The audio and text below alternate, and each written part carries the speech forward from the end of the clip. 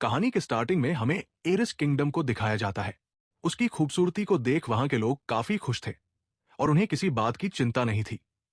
फिर दो नाइट को देखते हैं, जिनमें से एक नाइट अपने जूनियर से बोलता है कि अगर तुम अपने नजरियों से देख रहे हो तो ये तुम्हें दिन काफी पीसफुल लग रहा होगा।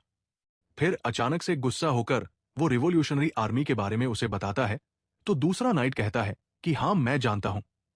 हालांकि वो अभी शांत हो गए हैं। शायद उन्हें रियलाइज हो गया होगा कि रिवेल करना उनके लिए पॉइंटलेस था। उसका सीनियर कहता है कि जरूर ये तुम्हें शांत लग रहा होगा, लेकिन कब क्या हो जाए किसी को नहीं पता। लेकिन मैं होप करता हूं कि ये शांति ऐसे ही बनी रहे। सीन काट होता है और दूसरी ओर दिखाया जाता है रेवोल्यूशनरी आर्मी को। उनमें से एक बंदा कहता है कि हम एम्परर को मार देंगे और एम्पायर को गिरा देंगे। एम्पायर को दोबारा हासिल करने का यही एक तरीका है। उसके दूसरे साथी बस उसकी बात सुन रहे होते हैं। तभी वो पहला बंदा एक दूसरे बंदे से कहता है कि इसमें तुम्हारा इंपॉर्टेंट रोल होने वाला है लोगिन। हमें यह पता चलता है कि लोगिन, जो कि अपने मानवा का मेन कैरेक्टर रहता है, वो रिवॉल्यूशनरी आर्मी में क्यों ज्वाइन हुआ और वो एम्पायर को क्यों गिराना चाहता है। इसका रीजन तुम्हें स्टोरी में आगे पता चल जाएगा। तभी वो बंदा अपने लोगिन से कहता है कि तुम्हें किसी भी कीमत पर उस सीक्रेट बुक को बचा के रखना है। लोगिन कहता है कि हाँ मैं समझ गया। फिर ये मीटिंग खत्म हो जाती है और सभी लोग वहां से जाने लगते हैं। तभी लोगिन के पीछे एक बंदा आता है और कहता है कि तुम सच में पागल हो। लोगिन उस बंदे से पूछता है कि तुम्हारा क्या मतलब है। तो वो बंदा कहता है कि मेरा मतलब है उस सीक्रेट बुक से। बहुत से लोग सैक्रिफाइस हो गए उस बुक को प्रोटेक्ट करने में। अगर वो बुक तुम्हारे पास रहती है तो एम्पायर के नाइट तुम्हें टारगेट बनाएंगे। उस बुक को अपने पास रखना ये पागलपन नहीं है तो क्या है लोगिन। लोगिन तभी उस बंदे से कहता है कि तुम्हें लग रहा होगा कि मैं खुद से इसे मजबूरी में रख रहा हूं। वो बंदा घबरा जाता है और कहता है कि ऑफ कोर्स ऐसा नहीं है, लेकिन तुम ही हो एकमात्र पर्सन जो कि उस बुक के एंशंट लैंग्वेज को समझ सकते हो। तभी अपना लोगिन कहता है कि बहुत हुआ, तुम इनडायरेक्टली हमारे कॉमरेड्स को इंसल्ट कर रहे हो। वो बंदा थोड़ा घबरा जाता है। अपना लोगिन कहता है कि और हाँ ये पागलपन नहीं है, बल्कि मेरा एक खुद का मिशन है, वो भी रिवेंज लेना एम्पायर से। फिर लोगिन अपने पास्ट के बारे में बताता है और कहता है कि मैं एक गुड फॉर नथिंग था। हम तभी देखते हैं दो लड़कों को, जहां एक लड़का दूसरे लड़के को हरा देता है और वहां के लोग बात करने लगते हैं कि ये अनबिलीवेबल है। यंग मास्टर लोगिन अपने छोटे भाई रोनिन से हार गए। यंग मास्टर रोनिन को तो स्वॉर्ड सीखे सिर्फ 3 ही साल हुआ है। इसका कोई सेंस नहीं बनता। वो एक जीनियस है। दूसरी ओर यंग मास्टर लोगिन ने 10 साल नाइट की ट्रेनिंग की थी, लेकिन फिर भी वो हार गए। वो मैकलिन फैमिली का एक बेवकूफ बेटा है जिसका फ्यूचर अंधकार में जाने वाला है। अगले सीन में एक दूसरे बंदे को देखते हैं जो लोगिन को डांटते हुए कहता है कि क्या तुमने अपने छोटे भाई को पॉइजन दे दिया। क्या तुम पागल हो गए हो लोगिन, अगर रोनिन ठीक नहीं हो पाता तो। और वो गुस्सा हो जाता है और कहता है कि यहां से निकल जाओ। लोगिन कहता है कि मैं अपनी हार के कारण पागल हो गया था और अपने छोटे भाई को हार्म करने की कोशिश की, जिसकी वजह से मेरे फादर ने मुझे घर से निकाल दिया और कहा कि अब से तुम मेरे बेटे नहीं हो। उस क्राइम के लिए मुझे घर से निकाल दिया गया। मैंने फैमिली छोड़ दी और एक मर्सनरी बन गया। 10 साल के बाद मुझे रियलाइज हुआ कि मैं कितना कमीना था और मैंने सोचा कि मैं अपने फादर और अपने भाई से माफी मांगूंगा, लेकिन तब तक बहुत देर हो गई थी। मेरा पूरा कैसल आग में जल रहा था। मुझे उसका रीजन नहीं पता चला और इसे पता करने के लिए मैं बहुत सालों तक इधर से उधर घूमता रहा, लेकिन फिर भी मुझे कुछ पता नहीं चला। हम देखते हैं दो लोगों को जो आपस में बात कर रहे होते हैं। एक कहता है कि क्या तुमने सुना आज पब्लिक में किसी को एग्जीक्यूट किया जाएगा। दूसरे बंदे बोलते हैं कि हाँ मैंने भी सुना, उसका नाम रोनिल मैकलिन था। लोगिन जैसे ही ये नाम सुनता है वो पीछे पलटता है और तेजी से एग्जीक्यूशन प्लेटफॉर्म की तरफ भागने लगता है। दूसरे लोग बात कर रहे होते हैं कि वह एक ओरा यूजर था और रॉयल फैमिली का था जिसे निकाल दिया गया। लोगिन अपने भाई के बारे में सोचता है। रोनिन नहीं, तुम ऐसे नहीं मर सकते। मुझे तुमसे बहुत चीज पूछनी है, प्लीज जिंदा रहना। बट लोगिन को बहुत देर हो जाती है और वो अपनी आंखों के सामने एग्जीक्यूशन देखता है। एक नाइट उसके सिर को हवा में लहराते हुए कहता है कि जो भी एम्पायर के अगेंस्ट जाएगा उसका ऐसा ही एंड होगा। लोगिन ने अपने मन के अंदर यह प्रॉमिस किया कि वो बदला लेगा और सभी को मार डालेगा। अब प्रेजेंट टाइम का सीन आता है। उन्होंने अपने प्लान को स्टार्ट कर दिया है। एक नाइट कहता है कि वो कमीना यहां पर है, उसके पास ही एम्पायर की सीक्रेट बुक है। लोगन उन नाइट से दूर भाग रहा होता है, लेकिन वो देखता है कि उसका रास्ता खत्म हो गया है। तभी वहां पर एक नाइट आकर चिल्लाता है कि वो यहां है। लोगिन गुस्सा हो जाता है और अपनी स्वॉर्ड पकड़ता है। नाइट लोगिन के ऊपर अटैक करता है, लेकिन लोगिन उसे रोक लेता है और उस नाइट को पीछे झटक कर उसका काम वही खत्म कर देता है। तभी एक और नाइट वहां आता है, पर लोगिन तेजी से उसके पास पहुंचकर स्वॉर्ड उसके सिर के आर पार कर देता है। इतने में लोगिन के पीछे से एक और नाइट अटैक करता है, लेकिन लोगिन उसे भी खत्म कर देता है और कहता है कि मैं सभी एम्पायर के कमीनों को मार डालूंगा। तभी लोगिन देखता है कि वहां एक के बाद एक नाइट आते जा रहे हैं और उसे घेर लेते हैं। एक नाइट कहता है कि तेरी हिम्मत कैसे हुई एम्पायर का सीक्रेट ट्रेजर चुराने की। लोगिन अपने मन में कहता है कि क्या मैं आज यही मरूंगा। फिर वो एक स्माइल देता है और कहता है कि मेरे पास अब दूसरा कोई चॉइस नहीं है।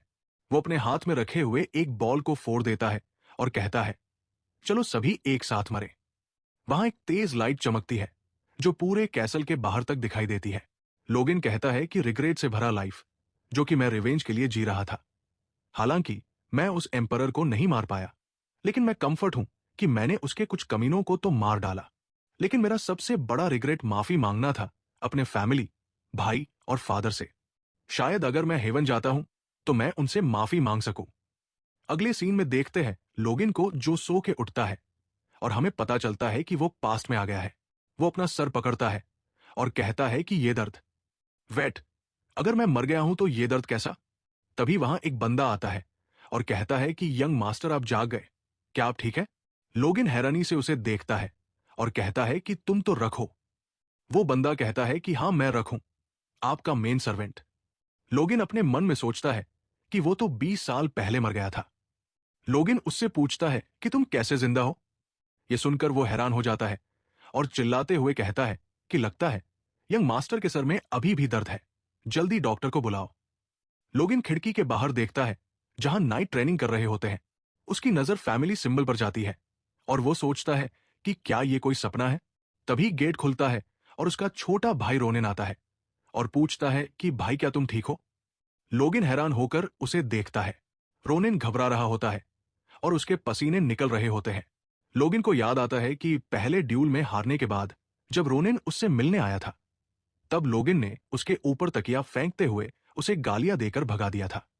लोगिन सोचता है कि बहुत इंसल्ट करने के बाद भी वो मुझे फॉलो करता था, बट उस इंसिडेंट के बाद वो मुझसे कभी मिलने नहीं आया। उतने में लोगिन के सिर में दर्द होने लगता है।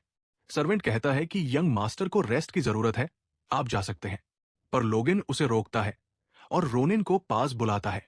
रोनिन माफी मांगता है कि उसे और सावधान रहना चाहिए था।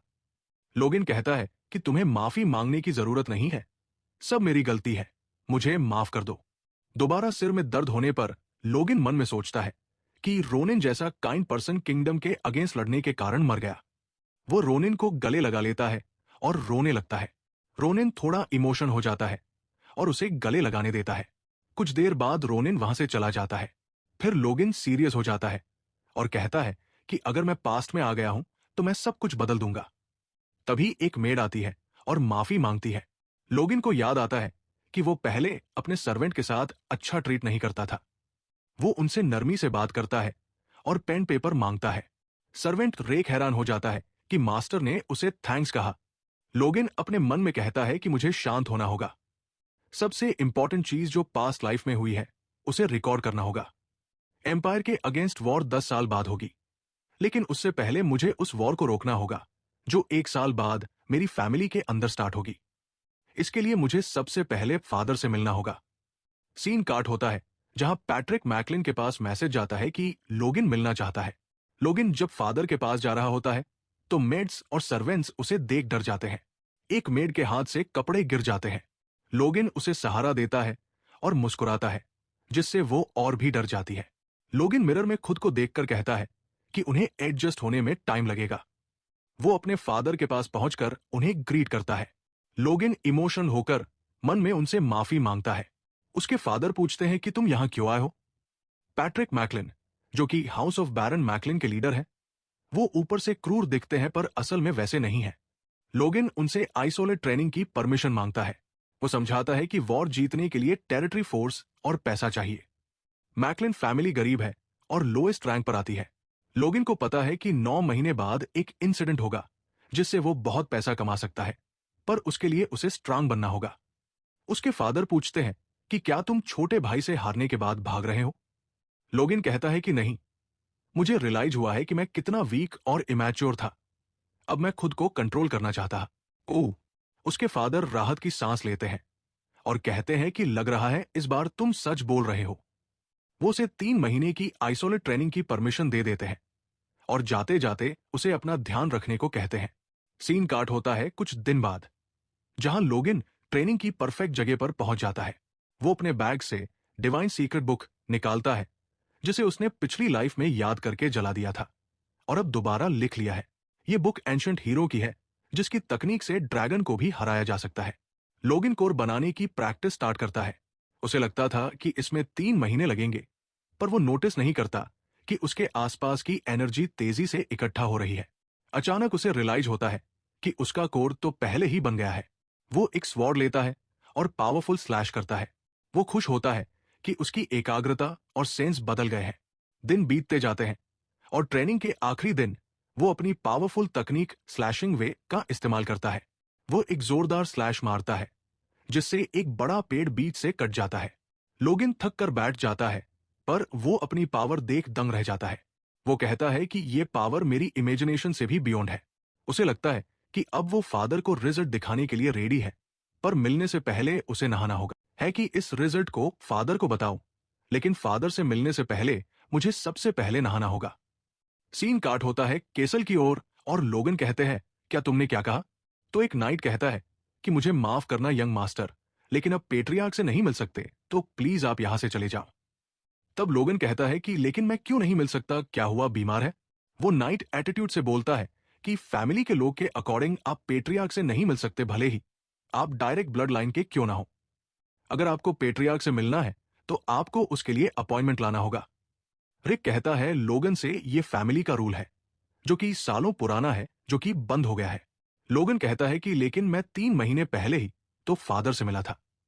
वो नाइट कहता है कि उस केस में वो गार्ड अपना काम ठीक से नहीं कर रहा था। लोगन अपने मन में सोचता है कि क्या ये अजीब है, मैंने अपने पास्ट लाइफ में तो इसके बारे में कभी नहीं सुना। तभी लोगन के कानों में एक आवाज आती है कि डैम, वो नाइट तो पागल है। लोगन उनकी बातें सुनता है और अपने मन में कहता है कि क्या वो अंदर से आवाज आ रहा है। लगता है कि उस ट्रेनिंग के बदौलत मेरे सेंसेस भी बढ़ गए हैं। एक नाइट बोलता है कि भले ही वो फर्स्ट यंग मास्टर है, लेकिन उसे भी अंदर नहीं जाने दे रहा है। दूसरा नाइट बोलता है कि हाँ, वो एक डरपोक है जो कि अपने छोटे भाई से हार गया। लोगन उनकी बातें सुनता है, अपने मन में कहता है कि लगता है कि जब मैं आइसोलेट ट्रेनिंग में गया था तो मेरी रेपुटेशन लगता है कि गिर गई है। वो नाइट कहता है लोगन से, यंग मास्टर आप अगली बार अपॉइंटमेंट लेके आना अगर आपको पेट्रियार्क से मिलना है तो। लोगन कहता है क्या ये सच में परेशान करने वाला है? मेरा प्लान था कि मैं उन्हें दिखाता कि मैं बदल गया हूं। फिर लोगन उस नाइट से उसका नाम पूछता है। वो कहता है अपने मन में क्या वो क्या कर रहा है। नाइट कहता है कि मेरा नाम डोमेन है, यंग मास्टर। लोगन कहता है कि आई सी डोमेन, तुमने एक ऐसी फैमिली का रूल का यूज किया जो कि सालों पुराना ही खत्म हो गया है। दूसरे नाइट लोगन की बात सुन रहे होते हैं। पीछे से रेख भी लोगन को रोकने का कोशिश करता है। लोगन आगे कहता है कि यहां तक कि तुमने मुझे लगातार ह्यूमिलेट भी किया। वो नाइट अपने मन में सोचते हैं कि वह वो क्या कह रहा है। अचानक क्या वो अपने अथॉरिटी का अब्यूज करेगा? लोगन कहता है कि मैं लोगन मैकलैन, तुम्हारी ह्यूमिलेशन के कारण मैं तुम्हें चैलेंज करता हूं। और लोगन उस नाइट के ऊपर अपना ग्लव्स फेंक के मारता है और कहता है कि मैं तुम्हें चैलेंज करता हूं एक ड्यूल के लिए। लोगन की बात सुन के दूसरे नाइट हैरान हो जाते हैं और कहते हैं क्या उसने अभी अभी क्या कहा? लोगन कहते हैं कि तुम मेरा आंसर क्यों नहीं दे रहे हो डोमेन, क्या तुम डर गए? पीछे से रिक लोगन को रोकने का कोशिश करता है, लेकिन लोगन रुकता नहीं है और उसका इंसल्ट करने लगता है उस नाइट का। लोगन के बात सुन के वो नाइट गुस्सा हो जाता है और वो ग्लव्स हटाते हुए कहता है कि ठीक है, मैं ये एक्सेप्ट करता हूं, मैं आपके दिए गए ड्यूल को एक्सेप्ट करता हूं। और वो दोनों एक दूसरे को घूर के देखते हैं और सीन काट होता है ट्रेनिंग रूम का। सीन, वो दोनों एक दूसरे के सामने आ जाते हैं अपने अपने स्वॉर्ड के साथ। वहां के दूसरे नाइट उन्हें देखते हैं और बात करने लगते हैं। एक नाइट कहता है कि क्या वो सच में एक नाइट के साथ फाइट करने वाला है। दूसरा नाइट कहता है जो भी, लेकिन इसमें बहुत मजा आने वाला है। तीसरा कहता है कि मैं शर्त लगाता हूं यंग मास्टर लोगन वो एक ही अटैक में हार जाएंगे। और भी लोग लोगन के बारे में बात करने लगते हैं। एक नाइट कहता है कि क्या वो रोनिन से नहीं हार गया था। मैंने सुना कि वो भाग गया था 3 महीने के लिए, कहीं वो कायर है। मैं शर्त लगाता हूं 50 गोल्ड, वो 10 मिनट भी नहीं टिकेगा। दूसरा नाइट कहता है कि आप 50 गोल्ड, 10 मिनट में 100 गोल्ड का लगाता हूं, वो 5 मिनट भी नहीं टिकेगा। लोगन अपने मन में सोचता है कि मैं सब सुन सकता हूं। तुम लोग सोच रहे हो कि मैं नहीं जीत सकता, लेकिन मैं ये तुम्हारी गलतफहमी बहुत जल्दी दूर कर दूंगा। तभी डोमेन कहता है कि यंग मास्टर आप तो बहुत रिलैक्स देख रहे हो, तो प्लीज सावधान रहना और अपने आप को ज्यादा इंजर्ड मत कर लेना। लोगन अपने मन में सोचता है कि वो कमीना जो कि मुझसे फाइट करने का हिम्मत कर रहा है और ऐसा दिखा रहा है कि उसे मेरी चिंता है, उसके अंदर बिल्कुल ही गट्स नहीं है। रिक अपने मन में सोचता है कि क्या सच में यंग मास्टर ने उनसे फाइट करने का डिसाइड कर लिया। मैं सच में डरा हुआ हूं, मेरी सांसें रुक गई है। तभी रेफरी आता है और कहता है कि ऑफिशियल ड्यूल स्टार्ट करने से पहले मैं आपको रूल्स बता देता हूं। ये सेफ्टी के लिए है, आप रियल स्वॉर्ड का यूज ना करके आप वुडन स्वॉर्ड का यूज करेंगे। सारे रूल समझा के फिर वो रेफरी लोगन की तरफ देखता है। लोगन भी इशारा दे देता है। अपने मन में रेफरी सोचता है, क्या मुझे सच में इसके साथ ही आगे बढ़ना पड़ेगा। यंग मास्टर लोगन वो जिद्दी है, तो मैं उसमें कुछ नहीं कर सकता। हालांकि सेफ्टी के लिए वुडन स्वॉर्ड का यूज किया जा रहा है, लेकिन एक नाइट जो कि डोमेन है, वो फोर्स ओरा का यूज करके एक आदमी को वुडन स्वॉर्ड से भी मार सकते हैं। मैं होप करता हूं कि वो यंग मास्टर लोगन के अगेंस्ट अपना फोर्स ओरा का यूज ना करें। रेफरी कहता है, सर डोमेन प्लीज आप यंग मास्टर पर इजी जाना, और रेफरी फाइट करने का अलाउ कर देता है। तो डोमेन और लोगन वो एक दूसरे से दूर हट जाते हैं। डोमेन पीछे हटते ही अपने फोर्स ओरा का यूज करने लगता है।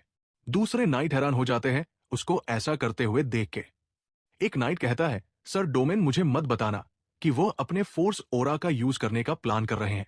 दूसरे नाइट एक्साइटेड होते हुए कहता है कि फोर्स ओरा का यूज करना एक नॉर्मल पर्सन के अगेंस्ट।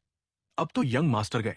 दूसरी और रिक डर जाता है और कहता है ये तो चीटिंग है, अब यंग मास्टर का क्या होगा। वो रेफरी भी घबरा जाता है और कहता है कि सर डोमेन प्लीज थोड़ा शांत हो जाओ। लोगन अपने मन में सोचता है तो वो स्टार्ट में ही अपना सबसे बेस्ट देने वाला है, लेकिन उसकी फोर्स ओरा के साथ कुछ गड़बड़ है। वो अपने फोर्स ओरा को ठीक से कंट्रोल नहीं कर पा रहा। वो फोर्स ओरा को कंट्रोल करने में एक नंबर का अनाड़ी है। फिर लोगन डोमेन से बोलता है कि ऐसा लगता है कि तुम बहुत मेहनत कर रहे हो, क्या तुम किसी बात से परेशान हो। डोमेन को गुस्सा आ जाता है और वो अपने मन में अपने पास्ट के बारे में बताता है। डोमेन कहता है कि मैं बहुत लेजी था और मुझे किसी चीज की परवाह नहीं थी, और वैसे भी मैं 40 का हो गया था, तो मैंने सोचा कि मैं रिटायरमेंट ले लूंगा कुछ सालों में। दूसरे लोग जो कि मुझसे डरते थे, इसलिए मैं भी उनसे पंगा नहीं लेता था। अगर कोई एक नाइट मेरी बेइज्जती भी करता तो मैं उसे जाने देता, लेकिन किसी ऐसे बच्चे ने मेरी बेइज्जती की जो कि अपने छोटे भाई से हार गया, जिसे ठीक से स्वॉर्ड भी पकड़ना नहीं आता, और उसने मेरा इंसल्ट सबके सामने किया। अगर मैं इसे ऐसे जाने देता तो मेरी रेपुटेशन हद से नीचे गिर जाती, इसलिए मैं उसे कुछ लेसन सिखाऊंगा ताकि दूसरे लोग मेरा रिस्पेक्ट करें। और डोमेन अपने फोर्स ओरा का यूज करते हुए लोगन के ऊपर अटैक करने के लिए बढ़ जाता है। दूसरी और रिक वो घबरा जाता है और कहता है कि उसे रोको, वो यंग मास्टर को मार डालेगा। वो रेफरी कहता है कि मैं इसे नहीं रोक सकता, यंग मास्टर इसके लिए खुद एग्री किए थे। डोमिनियन एक जंप करता है और अपने स्वॉर्ड के साथ अटैक करते हुए कहता है कि मैं अपनी बेस्ट टेक्निक का यूज करूंगा और इसे एक ही बार में खत्म कर दूंगा। लोगन बस उसके अटैक को देखता है, लेकिन तभी डोमिनियन अपने टेक्निक का नाम लेकर लोगन के ऊपर अटैक कर देता है। लोगन बहुत आसानी से उसके स्वॉर्ड को काउंटर करके दूसरी ओर दबा देता है। डोमिनियन अपनी पूरी कोशिश करता है हाथ छुड़ाने की, लेकिन अंत में स्वॉर्ड उसके हाथ से छूट जाती है और लोगन बहुत आसानी से जीत जाता है। लोगन डोमिनियन से कहता है, तुम अपने आप को नाइट कहते हो, मुझे मत बताना कि यही तुम्हारा सबसे बेस्ट था। वहां मौजूद सभी नाइट, मेड और सर्वेंट पूरी तरह से शॉक में चले जाते हैं। लोगन की जीत देख एक नाइट कहता है, नो वे, ऐसा हो ही नहीं सकता। दूसरा कहता है, मैं तो ठीक से कुछ देख ही नहीं पाया। तीसरा नाइट कहता है, क्या यंग मास्टर जीत गए। एक और नाइट गौर करता है कि लोगन ने भी फोर्स ओरा का यूज किया था। लोगन रेफरी को बुलाकर कहता है कि वो डोमिनियन को एक और चांस देना चाहता है। रेफरी डोमिनियन के पास जाकर पूछता है, सर डोमिनियन, क्या आप एक बार और फाइट करना चाहते हैं? डोमिनियन गहरे सदमे में रहता है और सोचता है, क्या मैं इस बच्चे से कमजोर हूं? मैं इस पर विश्वास नहीं कर सकता। वो अपनी स्वॉर्ड दोबारा पकड़ता है और पूरी ताकत से फोर्स ओरा के साथ हमला करता है, लेकिन लोगन फुर्ती से उसकी नाक पर अपनी स्वॉर्ड से प्रहार कर देता है। डोमिनियन की नाक फूट जाती है और वह दोबारा हार जाता है। लोगन अपने मन में कहता है, मैंने इसे मौका दिया था, लेकिन इसने अचानक हमला किया। अब इसकी सजा का समय है। लोगन डोमिनियन पर लगातार वार करने लगता है। लोग उसे देखकर डर जाते हैं। रिक चिल्लाता है, उसे रोको, वरना वो उसे मार डालेगा। रेफरी भी घबराया हुआ रहता है। दूसरे नाइट हैरान है कि लोगन 3 महीने में इतना कैसे बदल गया और उसने अपना फोर्स अभी अवेकन कर लिया है। अंत में लोगन उसे बुरी तरह पीट कर छोड़ता है और रेफरी लोगन को विजेता घोषित कर देता है। सीन कट होता है पेट्रियार्क पिता के रूम में। पिता कहते हैं, तुमने मुझे इंप्रेस किया, लगता है तुम अवेक हो गए हो। ट्रेनिंग के दौरान ऐसा क्या हुआ? लोगन को समझ आ जाता है कि पिता शुरू से उसे देख रहे थे।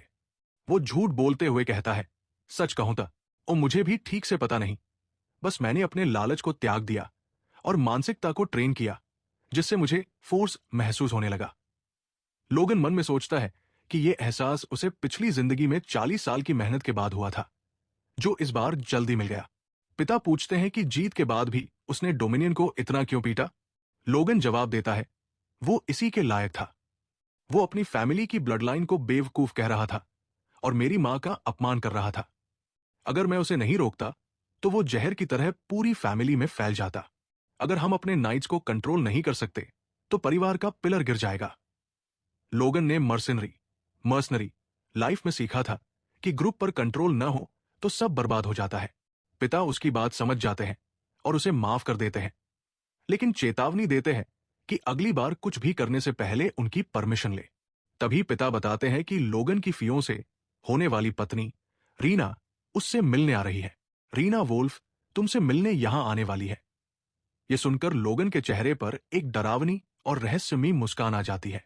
अगले दिन का दृश्य दिखाया जाता है, जहां एक शाही बग्घी से कोई उतरता है।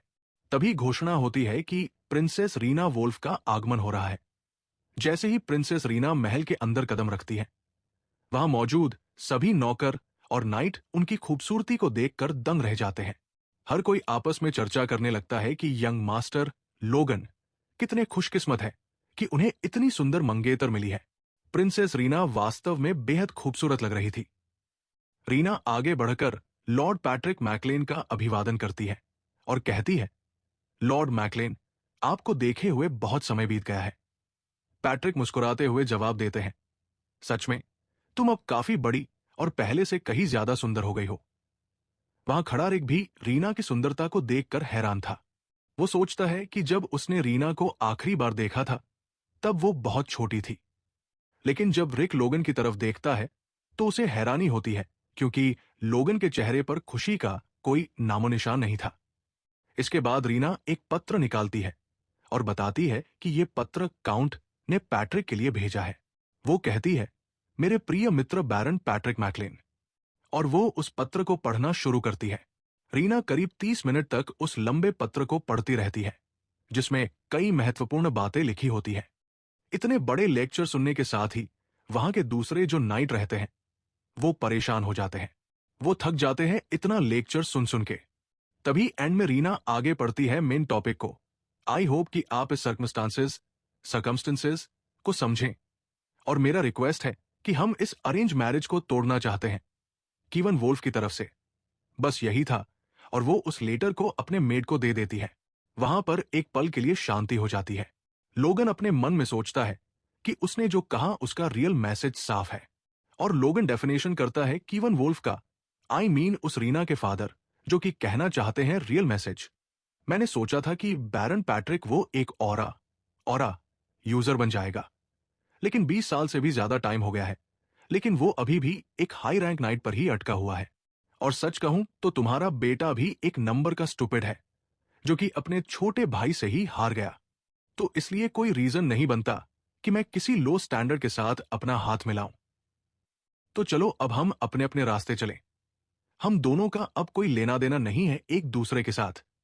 लोगन कहता है कि बेसिकली उसका कहने का मतलब यही है कि मेरे फादर की पावर एक हाई रैंक नाइट के ऊपर अटक गई है, और उनका एक ऐसा बेटा है जो कि अपने छोटे भाई से ही हार गया, तो इसलिए उसके पास कोई रीजन नहीं बनता कि वो हमसे अपना हाथ मिलाए।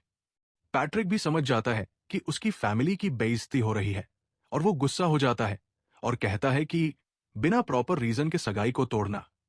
मुझे नहीं पता कि तुम्हारा फादर क्या सोच रहा है, लेकिन हाउस ऑफ वोल्फ हमारी फैमिली को ह्यूमिलिएट करने की कोशिश कर रहा है। पैट्रिक को इतने गुस्से में देख के दूसरे नाइट घबरा जाते हैं। तभी रीना कहती है मासूम चेहरा बनाते हुए, हम ऐसा कैसे कर सकते हैं? काउंट, आप पहले शांत हो जाओ। आप जैसा समझ रहे हो वैसा बिल्कुल भी नहीं है। मैं इस गलतफहमी को दूर करने के लिए खुद पर्सनली यहां पर आई हूं, ताकि मैं आपसे और लोगन से माफी मांग सकूं। मुझे पता है कि आप इस लेटर को सुनकर जरूर गुस्सा होंगे, इसलिए मैंने यहां पर्सनली आने के बारे में सोचा ताकि आप समझें। मैंने भी अपना बचपन यहां गुजारा है, इसलिए मैं यहां पर अपने ही लोगों से माफी मांगने आई हूं। मुझे नहीं पता कि मेरा फादर क्या साबित करना चाहता है, इसलिए मैं यहां पर यह सब क्लियर करने आई हूं। आई होप कि आप इसे समझ पाएं। रीना की ऐसी बात सुन के वहां के मेड उसकी बातों में आ जाते हैं और कहते हैं कि देखो, उसके फेस की तरह उसका दिल भी साफ है।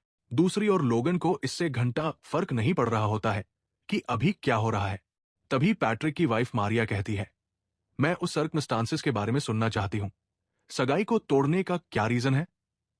मारिया की बात सुन के रीना का मुंह ही बंद हो जाता है। लोगन अपनी मदर की तरफ देखता है और कहता है, मारिया कियोस, मेरी स्टेप मदर और रोनिल की रियल मदर, वो एक ऐसी लेडी है जो मुझसे थोड़ा नफरत करती है क्योंकि अगला सक्सेसर मैं होने वाला हूं। मैंने सोचा कि वो चुप रहेगी, लेकिन जब ये फैमिली की रेपुटेशन की बात आई तो वो आगे आई। रीना कहती है, आई अपोलोजाइज, मुझे भी नहीं पता इसलिए मैं आपको नहीं बता सकती। मारिया कहती है, तुम कह रही हो कि सगाई टूट रही है और इसके बारे में तुम्हें भी नहीं पता? रीना फिर से एक्टिंग करते हुए कहती है, मेरे फादर फैमिली के मैटर के बारे में मुझसे कभी डिस्कस नहीं करते। मैं तो सिर्फ उनकी बात मानती हूं ताकि मैं दूसरी फैमिली का एक हिस्सा बन पाऊं। मारिया भी अग्रेसिव हो जाती है और कहती है, तू कह रही है कि तुझे भी नहीं पता, और तब भी तू इस सगाई को तोड़ने के लिए यहां पर आई? रीना का मुंह बंद हो जाता है और वो कहती है कि बदले में वोल्फ फैमिली आपको कॉम्पेंसेशन देगी। इस सगाई को तोड़ने के मुआवजे में आपको वोल्फ फैमिली 3 मिलियन गोल्ड देगी। एक बंदे को देखते हैं जो कि 3 मिलियन गोल्ड का नाम सुन के पूरी तरह से हैरान हो जाता है और कहता है, क्या 3 मिलियन? हमें उसके बारे में बताया जाता है। मैकलिन फैमिली का फाइनेंशियल मैनेजर ड्वेन। रीना को गुस्से से बचाने के लिए उसका एक नाइट आगे आ जाता है और कहता है, प्रिंसेस, बस आप मेरे पीछे रहो। फिर वो पैट्रिक से कहता है, प्लीज बैरन, शांत हो जाओ। मैं वोल्फ क्लैन का एक नाइट आपसे विनती करता हूं, प्लीज आप शांत हो जाओ और हम बातचीत से इस मैटर को सॉल्व कर सकते हैं। पैट्रिक उस नाइट को देखता है और कहता है, ओह, तुम भी मेरी तरह एक हाई रैंक नाइट हो, इतनी कम उम्र में, बहुत इंप्रेसिव। मुझे लगता है कि वोल्फ फैमिली ने एक राइजिंग स्टार को पाला है, लेकिन बच्चे, अगर तू अपना मुंह इसी तरह चलाता रहा तो तू वोल्फ फैमिली से अपनी पोजीशन खो देगा। इसका मतलब है कि पैट्रिक उसको सीधी धमकी दे रहा है कि बीच में मत आ। तभी वो नाइट अपना गेम खेल देता है और है, हमारे पेट्रार्क ने कहा कि आप एक ऑनरेबल पर्सन हो मैकलिन फैमिली के। वो प्रिंसेस और अपने जूनियर के ऊपर अत्याचार नहीं करेंगे। उस नाइट की बात सुन के पैट्रिक अपने गुस्से को शांत कर लेता है। रीना भी बीच में बोलती है, बैरन, हम ये नहीं कह रहे कि हम आपके ऑनर को पैसे से खरीदना चाहते हैं। मेरे फादर तो बस रीपे करना चाहते हैं एक फ्रेंडशिप के रूप में, ताकि दोनों फैमिली के बीच सर्कमस्टांसेस बचे रहें। पैट्रिक अपने मन में सोचता है कि अगर मैं इस पर फोर्स का यूज करता हूं तो मेरी रेपुटेशन और भी गिर जाएगी। क्या उस कमीने ने छोटे बच्चे को भेज के यही करवाना चाहता था? कीवन वोल्फ, तू कहेगा। फिर उन दोनों से पैट्रिक कहता है, एक विजिटर तो विजिटर होता है। मैकलिन फैमिली अपने गेस्ट के ऊपर अत्याचार नहीं करती, लेकिन हम वुल्फ फैमिली के ऑफर को एक्सेप्ट नहीं करेंगे। उसके बदले उन्हें मैकलिन फैमिली से माफी मांगनी होगी। रीना वुल्फ मेरे बेटे से सिंसियरली सिंसियरली माफी मांगेगी। मैं दूसरे मुआवजे को मना करता हूं। नाइट पैट्रिक की बात सुनकर खुश हो जाता है और कहता है कि जैसा कि हमारे पैट्रिक से एक्सपेक्ट था, यह है रिया नोबल। तभी कोई हाथ खड़ा करता है। हम देखते हैं ये लोगन रहता है और कहता है, चूंकि मेरी सगाई टूट रही है तो मेरा एक रिक्वेस्ट है, प्लीज मेरी बात सुने। लोगन अपने मन ही मन बोल रहा होता है कि मुझे उस पैसे को लेना है। क्या कुछ शब्दों से ही पेट भर जाएगा? ये तो पागलपन है। 3 मिलियन गोल्ड हमारी फैमिली का पूरे साल भर का बजट है। इसके अलावा जो हमारी फैमिली के अंदर फंडिंग आती है, हमारी स्टेप मदर के ससुराल की तरफ से, कौन जानता है कि यह कब तक चलेगा? अगर यह बंद हो गया तो हम दिवालिया हो जाएंगे। इसलिए किसी भी कीमत में मुझे उस 3 मिलियन गोल्ड को लेना होगा। लोगन अपने फादर से कहता है, मैं उस फैमिली के माफी के बदले में उस ऑफर को एक्सेप्ट करना चाहूंगा। पैट्रिक गुस्सा हो जाता है और कहता है, क्या तुम चाहते हो कि मैं अपने शब्दों से पीछे हट जाऊं? और वो अपनी पावर को भी निकाल रहा होता है। लोगन अपने मन में सोचता है कि यह प्रेशर बहुत ज्यादा है, लेकिन मुझे इसे सहना होगा। पैट्रिक लोगन से कहता है, लोगन, मैकलिन फैमिली इतनी भी गरीब नहीं है जो कि पैसे के लिए अपने ओनर को खो दे। लोगन एक लंबी सांस छोड़ता है और कहता है कि हां, हम गरीब हैं। मैं गरीब हूं, आप गरीब हैं। यहां तक कि अपना मैकलिन हाउस जो 3 मिलियन लोन बैंक से लिए थे, उसे देना बाकी है। यहां तक कि उसका सालाना इंटरेस्ट जो कि 5 लाख होता है, उसे भी अभी देना बाकी है। अगर मारिया की फैमिली हमें सपोर्ट नहीं करती तो हम कब का दिवालिया हो जाते। किंगडम की सबसे गरीब फैमिली हम ही हैं। हम पूरी तरीके से टूट गए हैं। लोगन ये सब अपने मन में सोच रहा होता है और कहता है कि मैं ये बोलना चाहता हूं, लेकिन बोल नहीं सकता, पर मैं उस 3 मिलियन को भी नहीं छोड़ सकता। लोगन अपने फादर से कहता है, वो रीजन जिसके लिए हमें इस 3 मिलियन गोल्ड को एक्सेप्ट करना चाहिए, हमारे पास ओनर के अलावा और कुछ नहीं है।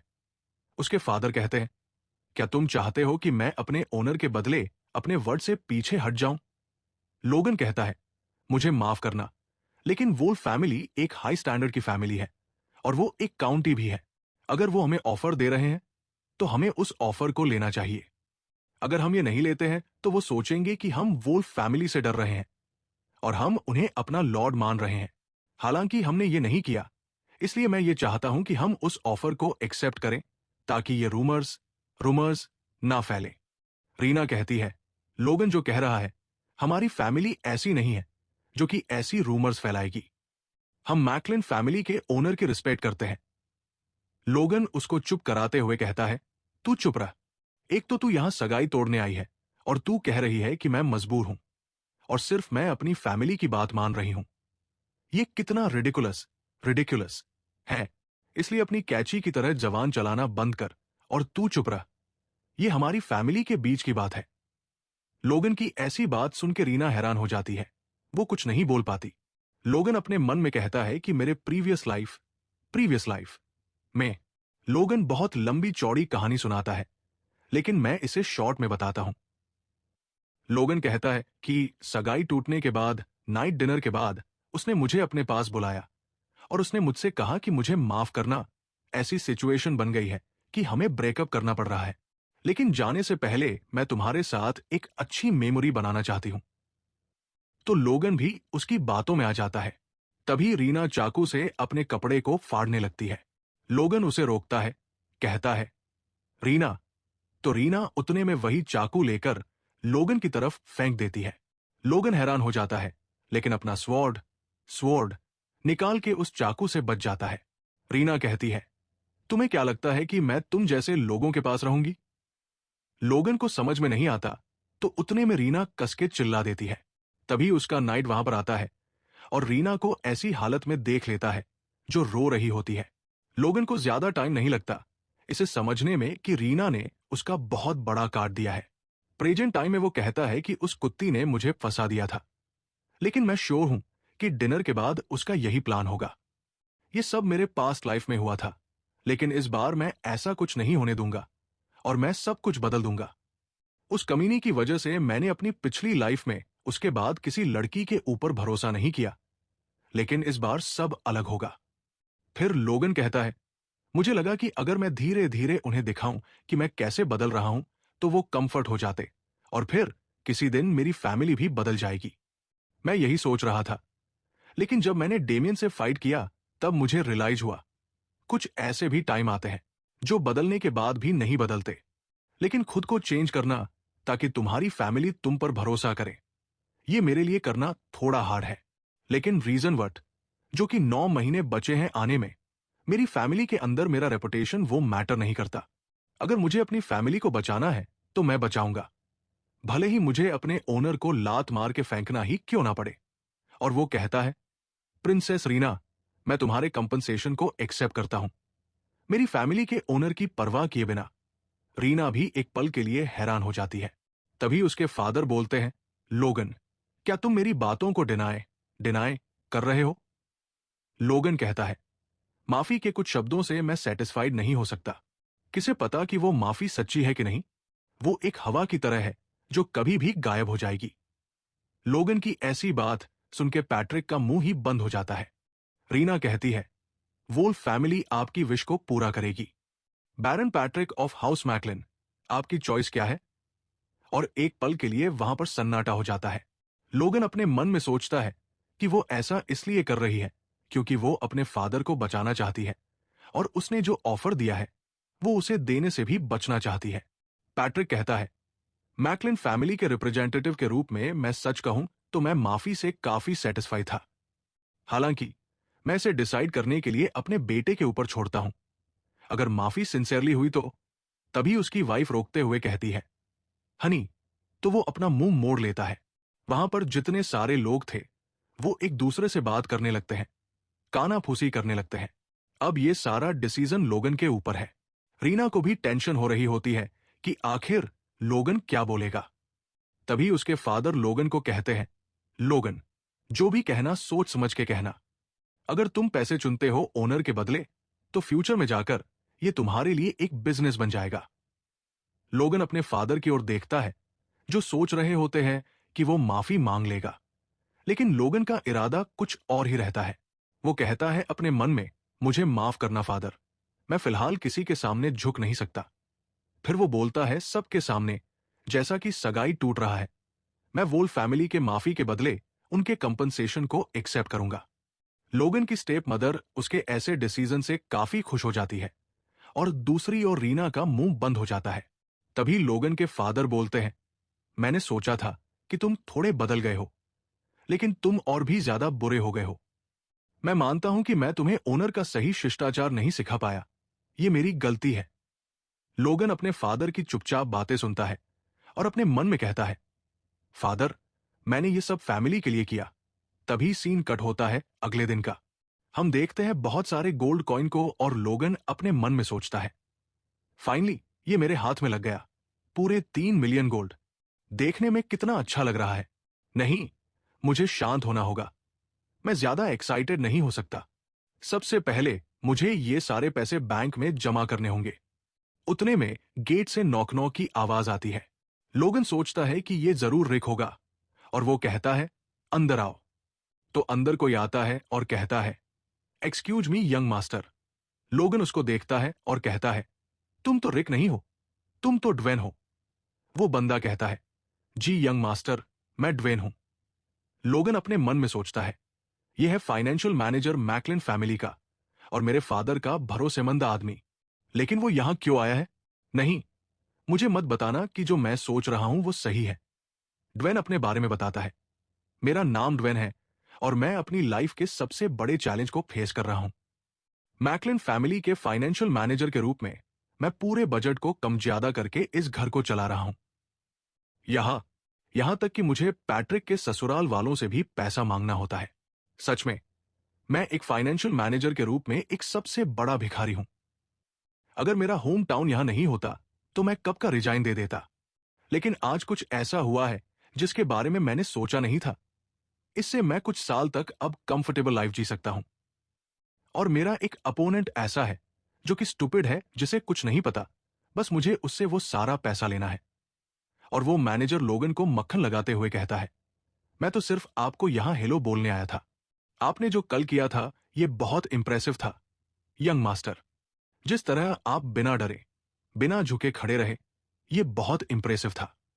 वो मैनेजर तारीफ करते हुए अपने मन में कहता है, जब मैंने इसकी इतनी चापलूसी की तो ये इसके लिए इतना काफी होना चाहिए। ये एक ऐसा स्टूपिड लड़का है जिसे कभी तारीफ नहीं मिली, तब तो वो खुश हो गया होगा। अब टाइम आ गया है कि मैं उसके पैसे को ले लूं। तभी लोगन कहता है, तुम क्या बकवास कर रहे हो? वो मैनेजर अपने मन में सोचता है, क्या? वेट, ऐसा रिएक्शन? मैंने ऐसे रिएक्शन का एक्सपेक्ट नहीं किया था। और वो लोगन से कहता है, हम बहुत मुश्किल दिनों से गुजर रहे हैं और वो 3 मिलियन एक बारिश की तरह है जो हमारे पास आया है। आपकी इंटेलिजेंस की बदौलत अब हमें सांस लेने का थोड़ा मौका मिलेगा। तभी लोगन कहता है, फैमिली राहत की सांस क्यों लेगी? ये मेरा पैसा है और मैं ये नहीं देने वाला। ये बात सुन के तो वो मैनेजर पूरी तरह से हैरान हो जाता है और अपने मन में सोचता है, मैंने सोचा कि वो स्टूपिड है, लेकिन वो रेकलेस भी है। वो एक राक्षस है। क्या वो सोच रहा है कि वो 3 मिलियन गोल्ड वो अपने पास ही रखेगा और उसे खर्च कर देगा? नहीं नहीं, मुझे शांत होना होगा। ड्वेन, तुम 20 साल से मैकलिन फैमिली के फाइनेंशियल मैनेजर हो। मुझे पता है कि मुझे इस फैमिली को चलाने के लिए कैसा कैसा काम करना पड़ता है। दूसरों के सामने झुकना पड़ता है, उनसे भीख मांगना पड़ता है। मेरा इज्जत पहले ही डूब चुका है। मुझे कैसे भी करके उससे वो पैसा लेना ही होगा। लोगन उसको देखते हुए अपने मन में कहता है, क्या वो रो रहा है? और वो मैनेजर से कहता है, क्या फैमिली की सिचुएशन इतनी खराब है? मैनेजर कहता है, हां, आपको पता है? चलो मैं आपको बता देता हूं कि हमने बैंक से 3 मिलियन का कर्ज लिया था और उसका एनुअल इंटरेस्ट। तभी लोगन कहता है, 5 लाख गोल्ड। मैनेजर हैरान हो जाता है और कहता है, आपको पता है? तो लोगन कहता है, हां, मुझे पता है। और क्या ये फसल काटने का टाइम नहीं है? अगर आप फसल को बेचते हो तो आप एनुअल इंटरेस्ट को आसानी से चुका सकते हो। मैनेजर अपने मन में कहता है, इसे इतना क्यों पता है? और वो लोगन से कहता है, बात सिर्फ इतनी है कि हमारा बजट सीमित है, अगर आप थोड़ा हेल्प करते हैं। तभी लोगन बीच में बोलता है, मुझे माफ करना लेकिन मैं ये नहीं कर सकता। मैनेजर कहता है, लेकिन क्यों? मुझे लगा कि आप अपने फादर के विरोध गए ताकि फैमिली की हेल्प हो सके। तो लोगन कहता है, हां, तुम सही कह रहे हो। मैनेजर कहता है, फिर भी आप हेल्प क्यों नहीं करना चाहते? तो लोगन कहता है, मैं इस पैसे का यूज अपनी फैमिली के लिए ही करूंगा। मुझे आगे का भी देखना है। वो मैनेजर अपने मन में कहता है, बकवास करना बंद करो और बस पैसे मुझे दे दो। लोगन कहता है, मान लो कि मैं तुम्हें पैसे दे देता हूं और तुम इस पैसे से फैमिली के कर्ज को चुका दोगे, तो फैमिली की सिचुएशन कितनी बदल जाएगी?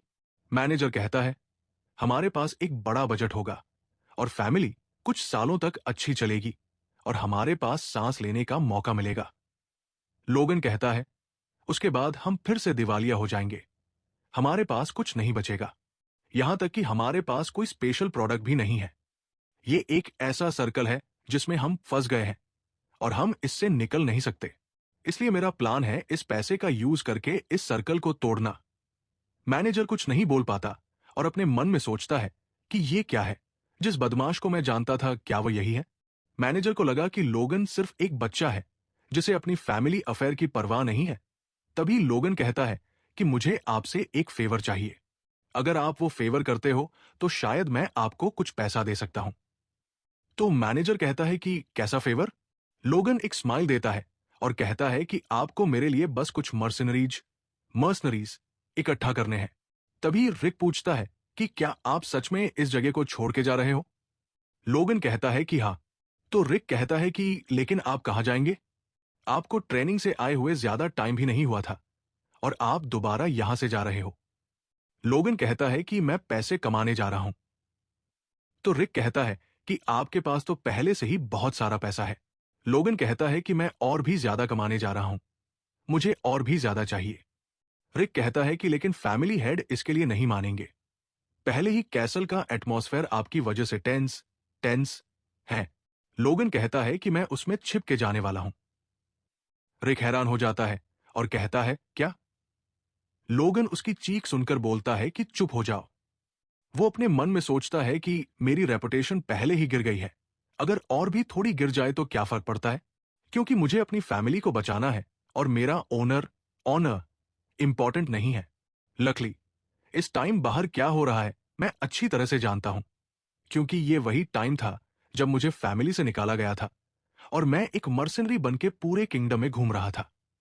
सबसे पहले मुझे उस आदमी के बारे में पता लगाना होगा। तभी पीछे से रिक कहता है कि क्या आप ये सोचते हो कि इस एज में आप यहां से भागने के बारे में सोच रहे हो? लोगन कहता है कि तुम बहुत जिद्दी हो। तो रिक लेट जाता है और कहता है कि अगर तुम्हें यहां से बाहर जाना है तो मेरे ऊपर से गुजर के जाना होगा। लोगन कहता है, गॉड डैम, ठीक है, अगर तुम यही चाहते हो तो मैं तुम्हारे ऊपर से ही चढ़ के जाऊंगा। तो वो घबरा जाता है और कहता है कि नहीं नहीं। लोगन कहता है कि अरे चिंता मत करो, मैं तो बस मजाक कर रहा था। लोगन कहता है कि हां, मैं यहां जाने से पहले फादर के लिए एक लेटर लिखने वाला हूं ताकि तुम्हें कोई ब्लेम ना करे। रिक कहता है, क्या आप एक लेटर लिखने वाले हो? तो लोगन उसकी ओर आशा भरी नजरों से देखता है। रिक को पहले कुछ समझ में नहीं आता, लेकिन कुछ देर बाद उसे समझ में आ जाता है कि उसके लग चुके हैं।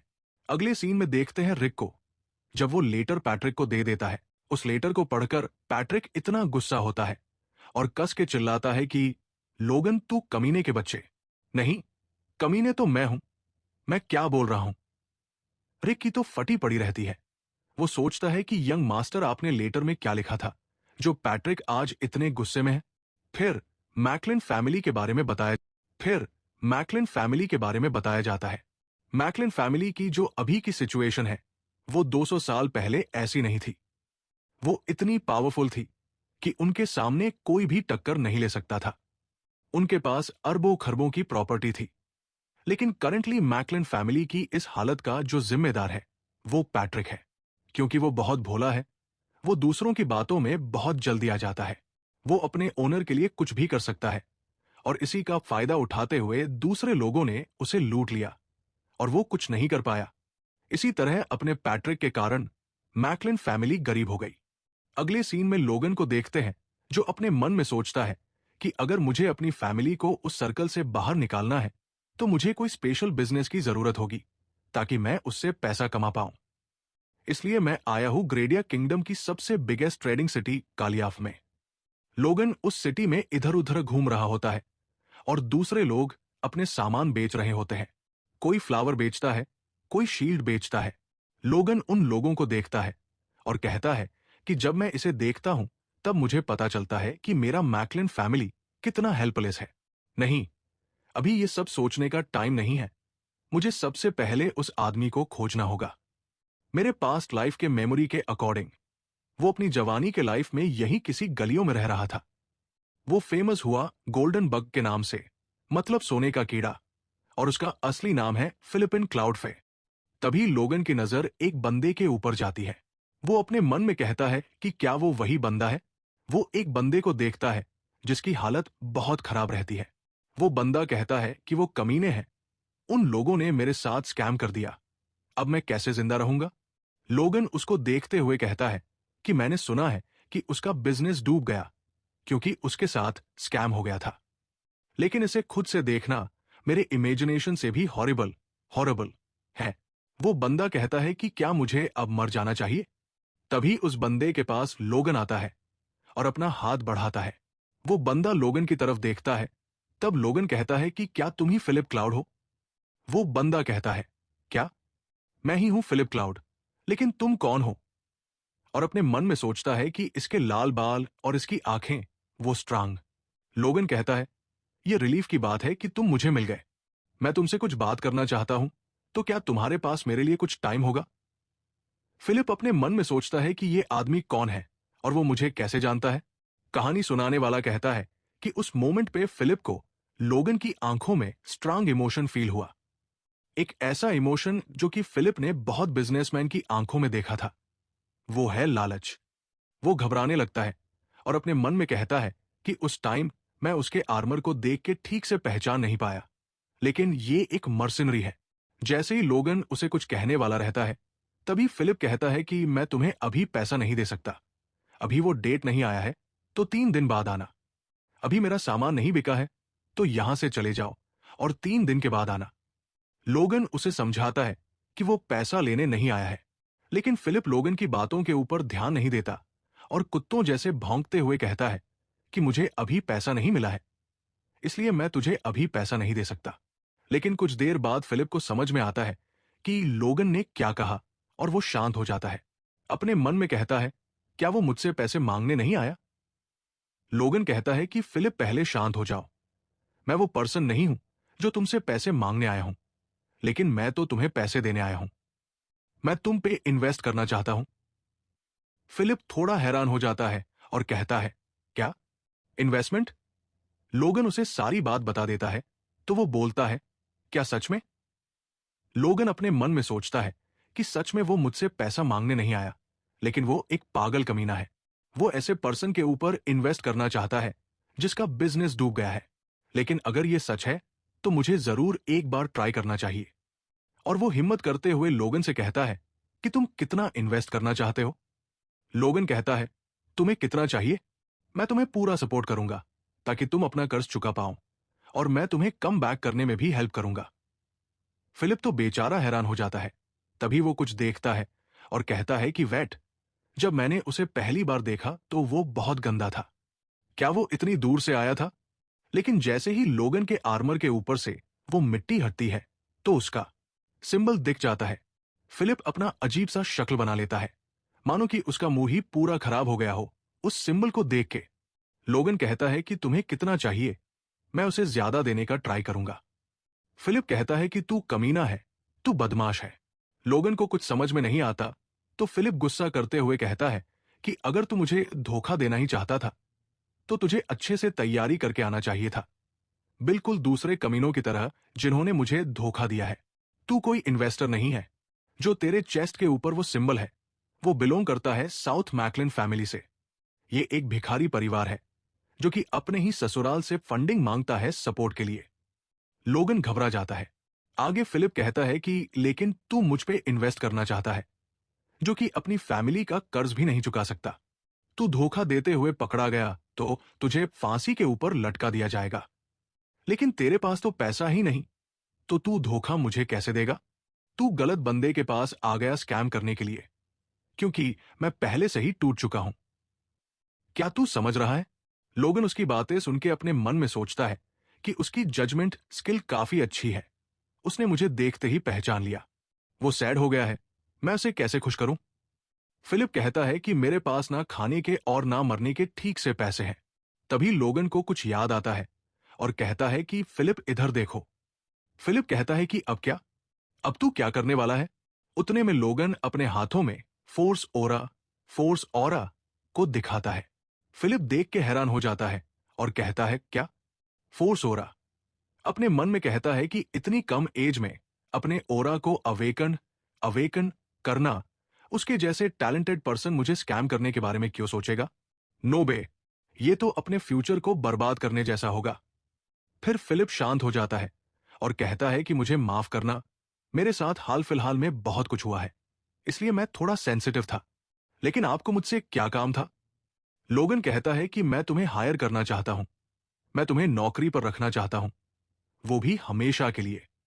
फिलिप कहता है, क्या मुझे हायर करना और नौकरी पर रखना? मुझे माफ करना, लेकिन मुझे नहीं लगता कि मैकलिन फैमिली के पास उतना पैसा होगा कि आप मुझे हायर कर पाओ। तभी उतने में लोगन अपना बैग पटकता है और कहता है कि तुम्हें अभी कितना पैसा चाहिए तुम्हारे कर्ज को चुकाने के लिए? तब फिलिप बोलता है, लगभग 2.5 लाख। लोगन कहता है कि ठीक है, मैं तुम्हें 2.5 लाख गोल्ड दूंगा तुम्हारे कर्ज को चुकाने के लिए, और एक्स्ट्रा मैं तुम्हें 30,000 भी दूंगा। और जैसे ही बैग को खोलता है, फिलिप चौंधिया जाता है और कहता है कि ये लाइट, ये तो पैसा है। लोगन कहता है कि हाँ, और मैं तुम्हें अभी पूरा टोटल अमाउंट 5,50,000 देता हूं, वो भी कैश में, तुम्हें हायर करने के लिए। फिलिप इतना पैसा देख के हैरान हो जाता है, मानो कि उसे लोगन के अंदर एंजल दिख रहा हो। उसके बाद लोगन फिलिप को एक कॉन्ट्रैक्ट के लिए कहता है और कॉन्ट्रैक्ट के ऊपर फिलिप साइन भी कर देता है। वो कॉन्ट्रैक्ट पूरा हो जाता है। एक लड़की कहती है कि ठीक है, ये कॉन्ट्रैक्ट पूरा हो गया है। अगर तुम अपने बॉस को हार्म करने का कोशिश करोगे तो तुम्हें दर्द होगा, मानो कि तुम्हारी आत्मा टूट रही हो। फिलिप को रियलाइज होता है कि कॉन्ट्रैक्ट करने के साथ ही वो लोगन का एक सर्वेंट बन गया। वो लड़की आगे कहती है कि अगर तुम्हें ये कॉन्ट्रैक्ट तोड़ना है तो तुम्हें एक हाई रैंक का नाइट बनना पड़ेगा अपने फोर्स ओरा को अवेक करके, या तुम एक मैजिशियन के पास जाके उसको 4 गुना पैसा देके इस कॉन्ट्रैक्ट को तोड़वा सकते हो। उस लड़की की बात सुन के फिलिप हैरान हो जाता। लोगन कहता है कि मैं पहली मुलाकात में किसी के ऊपर इतना भरोसा नहीं कर सकता। अगर मैं किसी के ऊपर इन्वेस्ट कर रहा हूं तो मुझे एक गारंटी भी चाहिए होती है। फिलिप तो सैड हो जाता है। तो लोगन कहता है कि एक बार जब हम अपने ट्रस्ट को बिल्ड कर लेंगे तो मैं तुम्हें उस कॉन्ट्रैक्ट से छुटकारा दे दूंगा। वो अपना हाथ आगे बढ़ाता है और कहता है, तो अब चलो एक साथ हम मिलके काम करें, वो भी अच्छे से। फिलिप पहले तो अपने मन में सोचता है कि जबकि ये सब हो चुका है तब मेरे पास दूसरा कोई चॉइस नहीं है, और उसके साथ हाथ मिला लेता है। फिलिप कहता है, ठीक है, चलो मिलके काम करें। तो मुझे सबसे पहले क्या करना चाहिए? लोगन कहता है कि सबसे पहले हम कुछ मॉन्स्टर का मीट खरीदेंगे। फिलिप अपना हाथ छुड़ा लेता है और कहता है कि तुम तो एक साइको हो। अपने मन में कहता है, क्या मॉन्स्टर का मीट? लोगन कहता है कि तुमने तो अचानक से अपना मूड ही चेंज कर दिया। अपने मन में सोचता है, वेल, ये सेंस बनाता भी है। मॉन्स्टर के ब्लड और मीट में पॉइजन होता है, इसलिए लोग मॉन्स्टर को जला के उन्हें खत्म कर देते हैं। लेकिन कुछ साल बाद सिचुएशन बदल जाएगी। ऐसा इसलिए क्योंकि कुछ ऐसे इंग्रेडिएंट्स मार्केट में आ जाएंगे जो कि मॉन्स्टर के ब्लड और मीट के अंदर के पॉइजन को न्यूट्रलाइज कर सकते हैं। यहां तक कि लोग उस मॉन्स्टर का दवाई बनाने में भी इस्तेमाल करेंगे। ह्यूमंस के कुछ ऐसे पार्ट जो कि ठीक से काम नहीं करते, ये दवा उनके ऊपर बहुत असरदार होगी। लोगन कहता है कि इसका डिमांड बढ़ जाएगा और इसकी प्राइस आसमान छुएगी। मैं इससे बहुत सारा पैसा कमा सकता हूं और मैं अपनी फैमिली का कर्ज भी चुका दूंगा।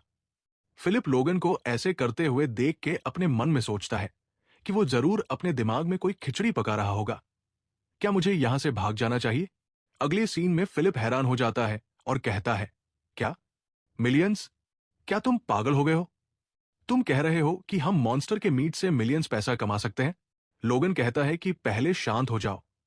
अगर मैं इसमें और भी इन्वेस्ट करता हूं तो हम इससे और भी ज्यादा पैसा कमाएंगे। हमें पता चलता है कि वो लोग एक बार के अंदर आए हुए रहते हैं। फिलिप बोलता है कि मैं इसके अगेंस्ट हूं, लेकिन क्या तुम इसके बारे में शो हो? फिलिप कहता है कि तुम्हारे कहने के अकॉर्डिंग मॉन्स्टर की प्राइस पर पीस के हिसाब से है, क्योंकि अभी मीट की कोई कीमत नहीं है। लोगन कहता है कि हां, आजकल मॉन्स्टर को पकड़ के वो लोग जला देते हैं क्योंकि कोई खरीदार नहीं है। लोगन कहता है, आगे अगर हम मर्सनरीज को हायर करके मॉन्स्टर को हंट करवाते हैं तो हमारे पास बहुत सारा मीट होगा। लोगन कहता है कि मेरे पास उससे भी एक अच्छा आइडिया है। क्यों ना हम जाके गिल्ड को इसका रिक्वेस्ट देते हैं। अगर गिल्ड हमारी रिक्वेस्ट को एक्सेप्ट करती है और वो मॉन्स्टर को हमारे लिए पकड़ के लाती है तो ये हमारे लिए फायदे का होगा, क्योंकि हमारे पास ट्रांसपोर्ट का भी पैसा बचेगा। लोगन हैरान हो जाता है और बोलता है कि हाँ, मैंने तो इसके बारे में सोचा ही नहीं था। कुछ देर ऐसी बातचीत करने के बाद वो लोग डिसाइड कर लेते हैं कि वो लोग गिल्ड से ही मॉन्स्टर को लेंगे। तभी लोगन को कुछ याद आता है और फिलिप से कहता है, हाँ, और एक बात।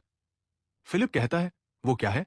लोगन उसको एक पर्चा देता है और कहता है कि ये उन सारे सामान का नाम है जो कि तुम्हें खरीदना है। फिलिप उस पर्चे में कुछ नाम पढ़ता है और कहता है, आयरनवुड, स्प्रिंग, ग्लू। क्या तुम कोई खिलौने बनाने के बारे में सोच रहे हो? लोगन बोलता है कि उससे भी अच्छी चीज। वो अपने मन में सोचता है कि मैं उसे अभी नहीं बता सकता कि मैं ये सारे सामान का यूज वेपन बनाने में करूंगा। सीन कट होता है और हमें दिखाया जाता है सिटी ऑफ मर्सनरीज, हेरून। वहां हमें एक बंदे को दिखाया जाता है। वो कहता है कि तुम मुझे हायर करना चाहते हो एक इंस्ट्रक्टर के रूप में। हमें इसके बारे में बताया जाता है, ये ए रैंक मर्सनरी है और इसका नाम है केलोन। अभी मैं फिलहाल इस मर्सनरी का नाम एलेक्स रखूंगा। एलेक्स कहता है, मुझे माफ करना, लेकिन मैंने कभी भी इंस्ट्रक्टर का काम नहीं किया है।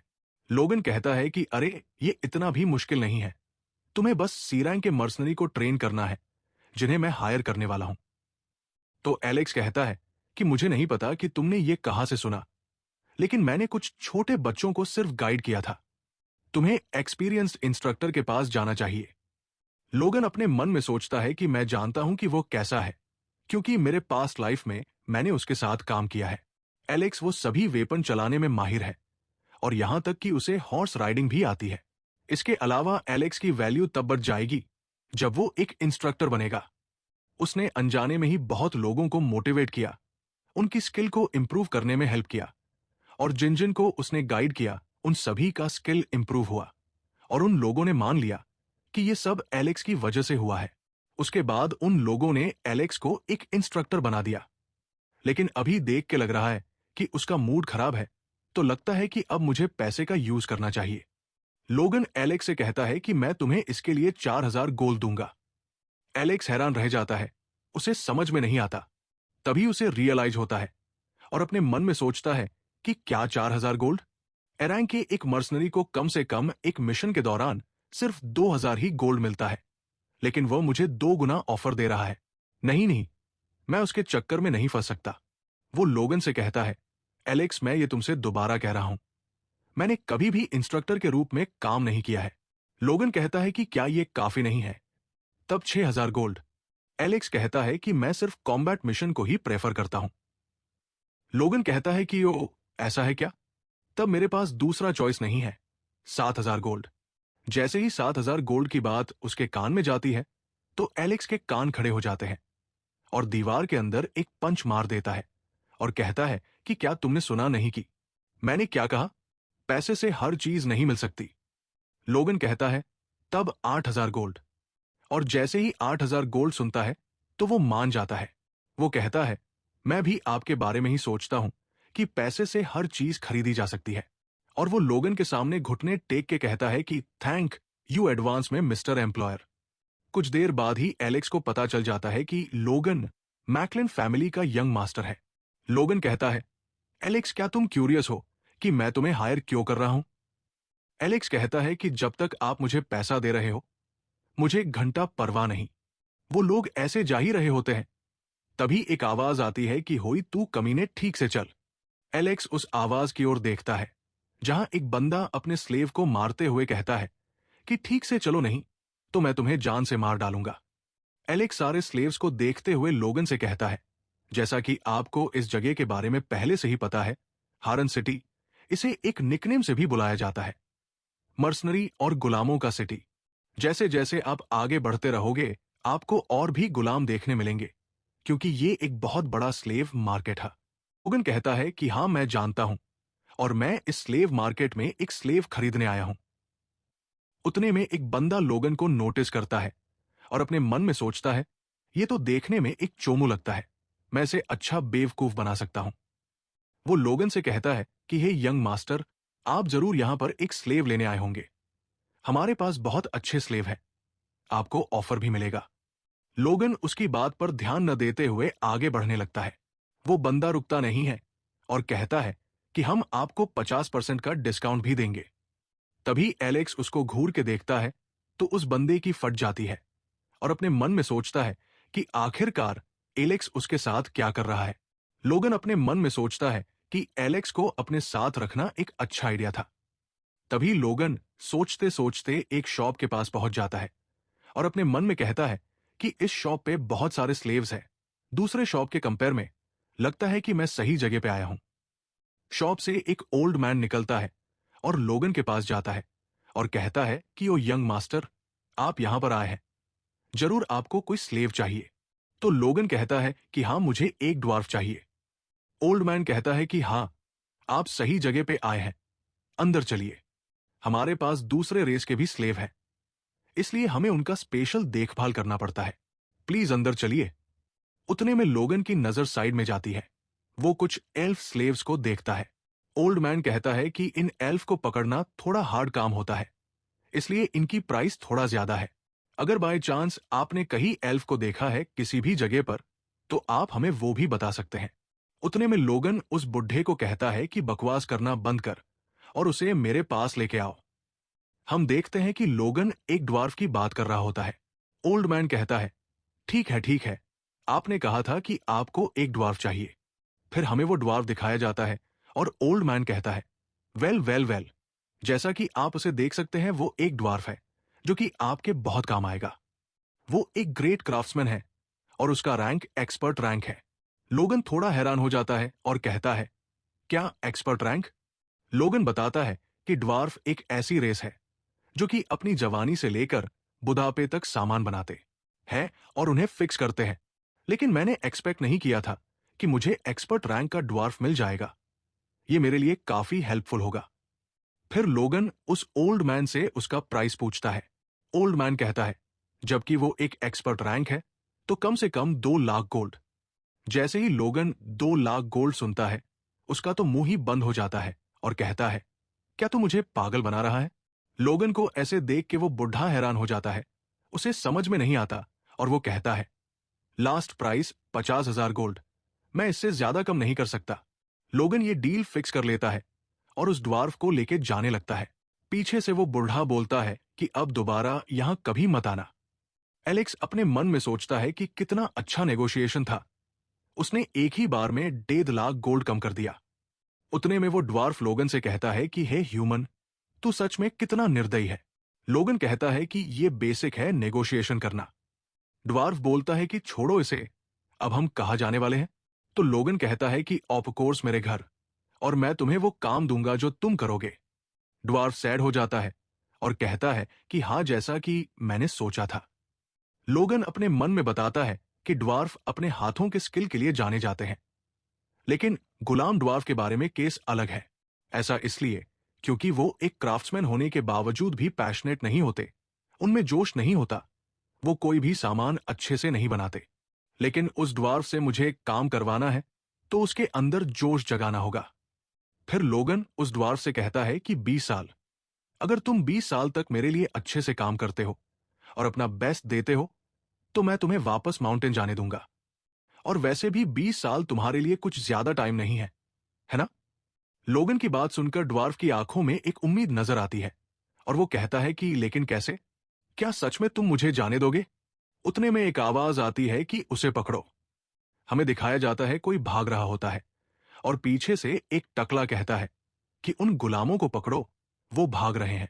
फिर वो गुलाम लोगन के साइड से गुजरते हैं। लोगन भी उन गुलामों को देखता है जो कि छोटे बच्चे रहते हैं। तभी लोगन की नजर उसकी आंखों में जाती है, जो कि एक लाल और एक ब्लू कलर की आंखें रहती है। वो गुलाम वहां से भाग रहे होते हैं। वो टकला पीछे से बोल रहा था कि उन्हें पकड़ो, लेकिन वो गुलाम सभी के बीच से गुजरते हुए वहां से तेजी से भाग रहे होते हैं। जैसे ही वो भाग रहे होते हैं, तभी वो साइड में कुछ नोटिस करता है। देखते हैं एक बंदा जो कि एक लात मारता है और उन्हें वही गिरा देता है और कहता है उस टकले बंदे से कि मैंने इसे पकड़ लिया। वो टकला बंदा उसे पकड़ते हुए कहता है कि तू कमीने, और अपने पैरों के साथ मारते हुए कहता है कि तू जैसे नीच कमीने की हिम्मत कैसे हुई मुझे काटने की। लेकिन वो बच्चा अपनी बहन को बचा रहा होता है।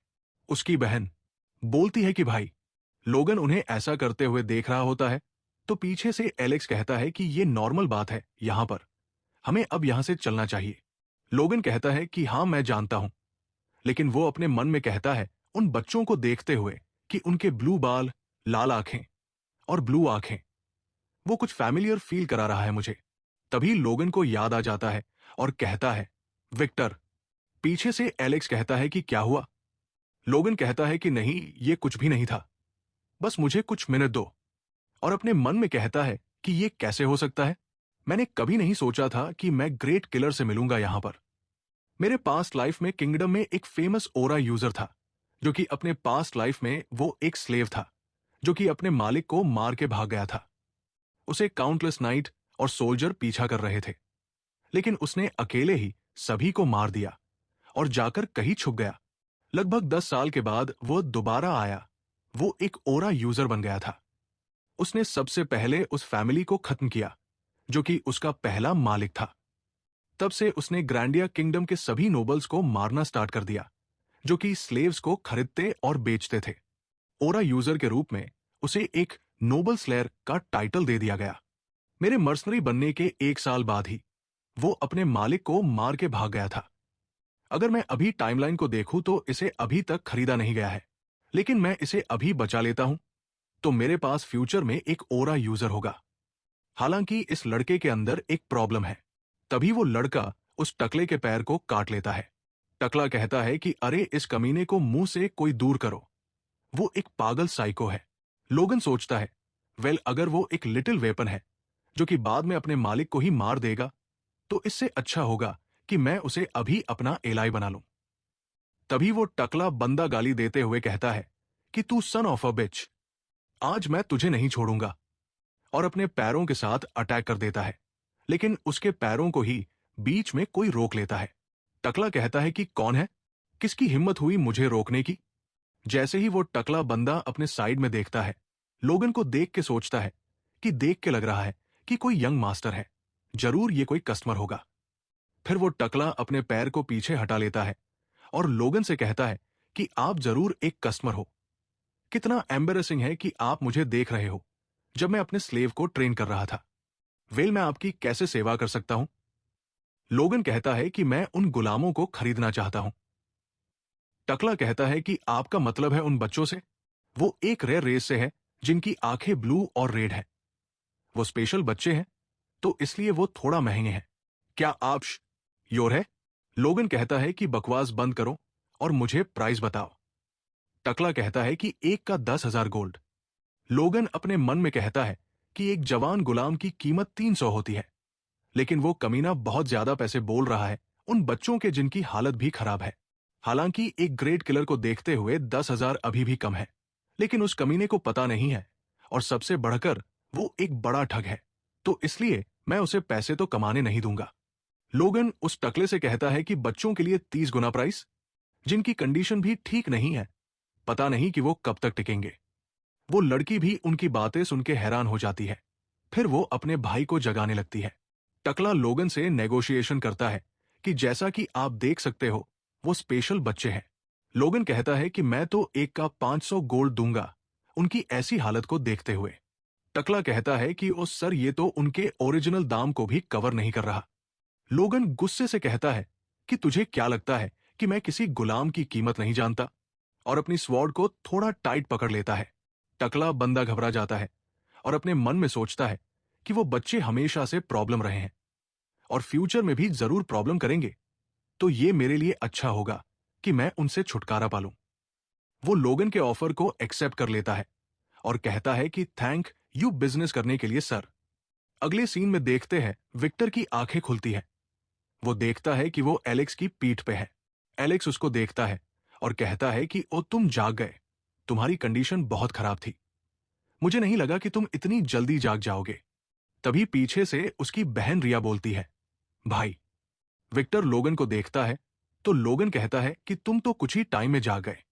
लोगन अपने मन में कहता है कि जैसे जैसे हम आगे बढ़ रहे थे, मैं सीक्रेटली अपने फोर्स को निकाल रहा था ताकि वो उसे अब्सॉर्ब करे। हम देखते हैं कि लोगन अपनी फोर्स एनर्जी को निकाल के उसके अंदर डाल रहा होता है। लोगन आगे कहता है कि हालांकि मुझे थोड़ा शक हो रहा है कि क्या उस बच्ची ने मेरे फोर्स एनर्जी को डिटेक्ट कर लिया है। हम देखते हैं कि वो लड़की फोर्स एनर्जी को देख रही होती है। लोगन अपने मन में कहता है, लेकिन एलेक्स मेरे फोर्स एनर्जी को डिटेक्ट नहीं कर पाया, ये जरूर कोई कोइंसिडेंस होगा। उतने में विक्टर एलेक्स के कंधे से जंप करते हुए लोगन के ऊपर अपने पंच के साथ अटैक कर देता है, लेकिन लोगन बहुत इजीली विक्टर के अटैक से बच जाता है और उसके हाथों को पकड़ लेता है। लोगन उसे अपनी ओर खींचता है और अपने दूसरे हाथ से विक्टर के गले को पकड़ लेता है। विक्टर की हालत खराब हो जाती है। लोगन अपनी फोर्स एनर्जी को निकालते हुए कहता है कि हे बच्चे, मैं जानता हूं कि तेरे अंदर बहुत स्पिरिट है। उसकी बह नग घबरा जाती है। विक्टर बोलता है कि रिया, जल्दी से यहां से भागो। लोगन कहता है कि हे बच्चे, क्या तुझे अभी भी समझ में नहीं आ रहा कि तू कौन से सिचुएशन में है? क्या मैं तुझे उस गुलाम मर्चेंट की तरह दिखता हूं? विक्टर लोगन को देख के डर जाता है। लोगन बोलता है कि हे बच्चे, मैं मानता हूं कि तेरे अंदर फाइट करने का बहुत जोश है, लेकिन अपने अपोनेंट के बारे में तुझे पता होना चाहिए कि तू किससे फाइट कर रहा है। ये मेरा फाइनल वार्निंग है। आई होप कि तू इसे समझ गया होगा। अगर तू मेरी बात मानता है तो मैं इस बात की गारंटी देता हूं कि तू और तेरी छोटी बहन सेफ रहोगे, लेकिन दोबारा कुछ ऐसा करता है तो मैं उसी आदमी के पास तुझे छोड़ दूंगा। ऑफ कोर्स इसमें तेरी बहन भी शामिल होगी। फिर लोगन विक्टर को छोड़ देता है। वो नीचे गिर जाता है। लोगन कहता है, ये इनफ होना चाहिए। फिर लोगन विक्टर को कहता है कि मेरा प्लान है तुझे एक नाइट के रूप में बड़ा करना। अगर तू मेरी बात मानता है तो तू एक नाइट बन सकता है। वो हैरान हो जाता है और कहता है कि क्या क्या मतलब है आपका सर? लोगन कहता है कि राइट, तुझे पता ही होगा कि एक नाइट हॉरिबल नोबल होते हैं। अगर तू एक नाइट बन जाता है तो तेरे गुलाम का स्टेटस हट जाएगा।